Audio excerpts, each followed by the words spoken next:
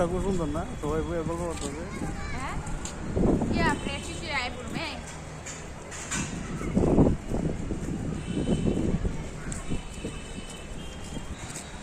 এই যে পাইয়া কি ভাবতেছে মানে আর বলে লাভ নেই। ওই দুঃখিত করে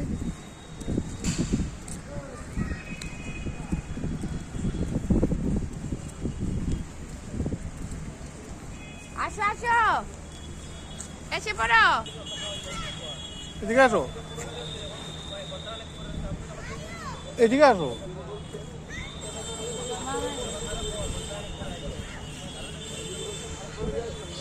আসো